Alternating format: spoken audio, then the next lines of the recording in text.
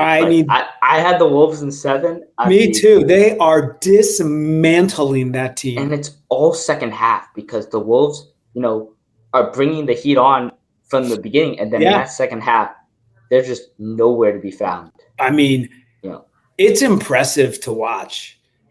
They're doing to teams what the Celtics did last year, which is basically just manhandling them. And the games aren't even close, really, right? I mean, for a while, the first half, right? But and there's one major thing that I think is the reason why. What is it? Right? The Oklahoma City the Thunder are putting their best defender on Anthony Edwards. Yeah. Right? And the other role guys have not been able to, pick up the slack as much. That's part of the problem. The flip side of that is Anthony Edwards is the Wolves' best defender, but you can't put him on Shea because he'll pick up too many fouls, and you can't risk that. So the Thunder are able to put their best defender because it's not Shea, and risk him fouling out, whereas the Wolves can't do that, and that's Shea's just able to get wherever he wants, and you're not stopping his plays anyway, even with Anthony Edwards, but you could at least get a little bit better of a contest because you don't have a chance. I think that's a good observation. They are just dominating the Wolves. Mm-hmm. What else have you seen in this series? You look a lot at the bigs, right?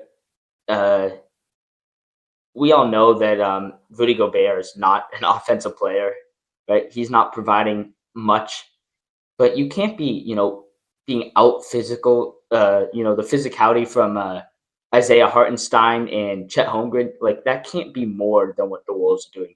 You're already limited offensively. You can't be then being just controlled on both ends of the floor. I think Chet's one of the guys to watch. I think Gobert needs to take him out of the game more. I think they're letting him play too much down low. Yeah,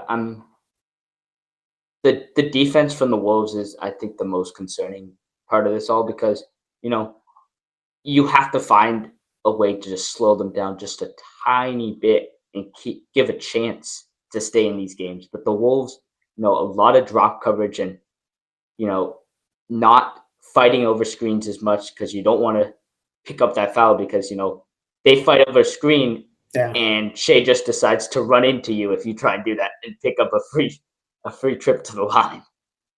Yeah, I don't see a path for anyone to take down OKC. I mean, I don't want to say they're a lock because that's why they play the games, but feels like it.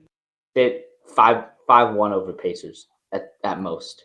Yeah, well, what do you think? Do you think back in Minnesota? Do you think the Wolves take a game or two in Minnesota? What do we think?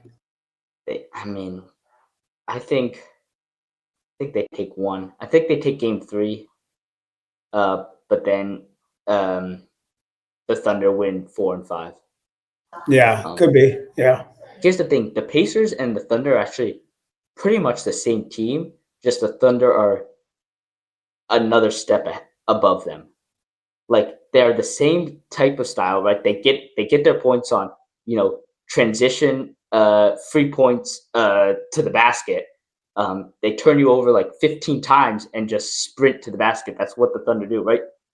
In this series, I think in game 2 actually, the Wolves or the Thunder, the Thunder had forced 15 turnovers on the Wolves, and they converted those into 30 points.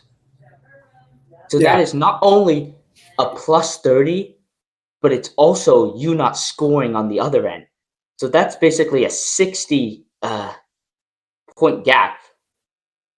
Yeah, it's hard to overcome that. You can't overcome that.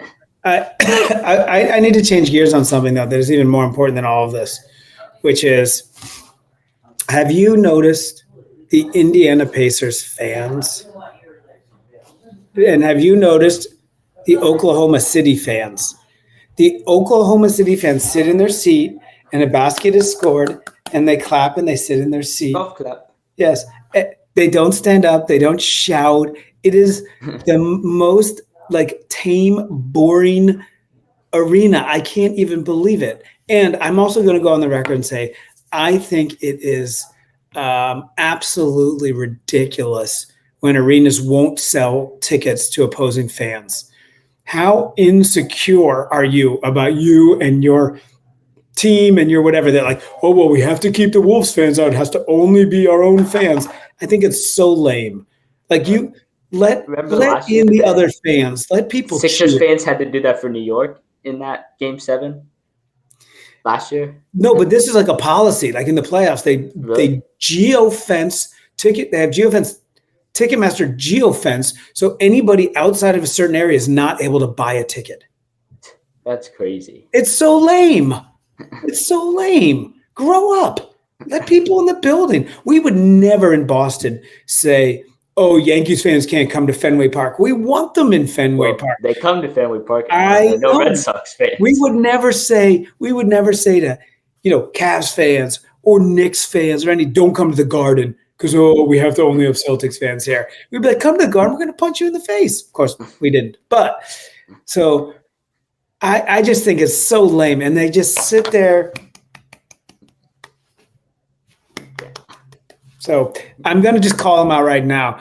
I think they're going to win. Congratulations. I hope they do. First time ever. Huge. Way to go, Oklahoma. But fans, you've got to do better.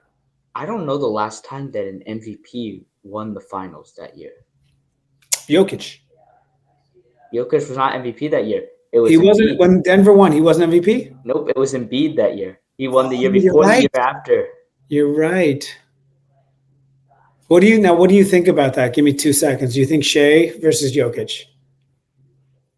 Well, I mean, we just saw it. Yeah. Who should have been MVP? Oh, you're saying who should? Yeah. Yeah. I think Shea. You think so?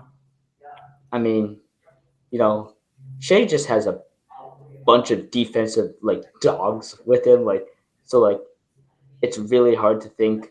But he didn't do much of the work to get a lot of these free points and whatever. But still, he doesn't have a big second option with him. J-Dub has been pretty quiet in these playoffs, to be for real. Yeah. Jokic, they won some of those games against the Thunder on some just lucky bounces from Eric Gordon, that dunk that he had on the miss. Yeah. I just think there's a lot of voter fatigue. You don't want him getting it the fourth time. Yeah. I actually think Jokic was better, but I understand. It's hard to go, right? You go either way. Mm-hmm. All right. So predictions. I'm going to go OKC now. I'm going to eat my words on the Wolves. Yeah.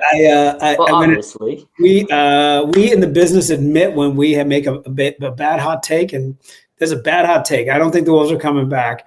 I think it's OKC over Pacers. I think it's going to be 6 though, not 5. I think the Pacers are going to push them more. Really? I just feel like they play the exact same style. And the Thunder just don't turn the ball over themselves. So the Pacers are going to be. So you think 5? You think 5? Yeah. I think it's going to be just like that Nuggets Heat series 3 years ago, where it wasn't really competitive at all. Yeah. Well, it was embarrassing to be a Heat fan in that series. It's always embarrassing to be a Heat fan, but I mean, after you won on a Jason Tatum turned ankle. That's not their fault.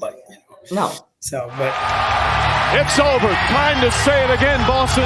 Anything's possible. Banner number 18 has been secured.